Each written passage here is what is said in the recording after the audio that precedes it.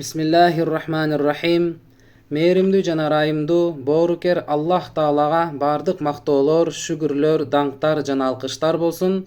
Ал эми бүткүл ааламга рахмат болуп келген сүйүктүү пайгамбарыбыз Мухаммад саллаллаху алейхи вассаламга жүрөгүбүздүн түп тамырынан чыккан салам жана салаваттар болсун. Урматтуу мусулман бир туугандар, ажылык жана умра туурасында бир нече хадистер.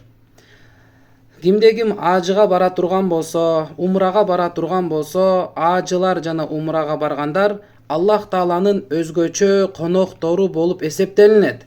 Ошондуктан Аллах Таала аларды өзгөчө сыйлыктар менен сыйлайт. Ошолордун 5 пайдасын айтып кетейин. Биринчиден, кимде ким Аллах ыраазылыгы үчүн ажыга, умрага бара турган болсо, ажыдан, умрадан кайтып келгенде энеден таза бойдон кандай төрөлгөн болсо, ушундай бойдон таза бойдон, күнөөдөн таза бойдон кайтып келет деген.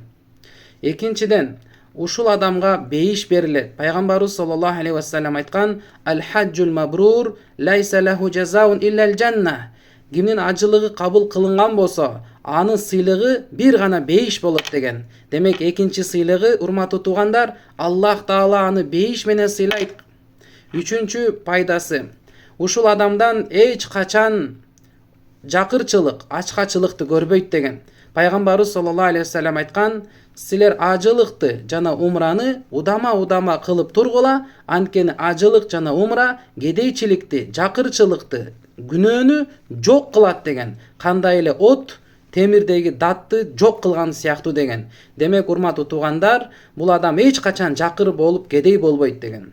Төртүнчү пайдасы, ушул адам кимде ким ажылык кыла турган болсо, кыямат кайымда оор күн, өтө коркунучтуу күн болуп турган кезде 400 адамга, бир риваят боюнча 400 үй бүлөгө ортомчу болуп, шафаатчы болуп, бейишке алып кеткенге Аллах Таала мүмкүнчүлүк берет туугандар.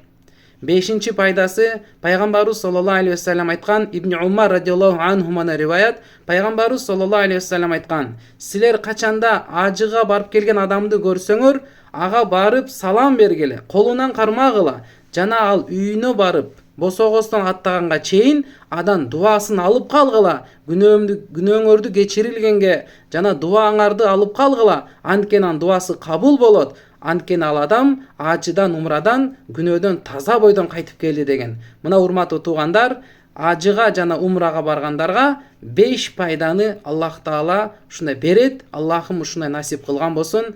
Мына, көп адамдар ажыга, умрага ниет кылып атышат. Аллахым ажыларды, умраларды кабыл кылган болсун.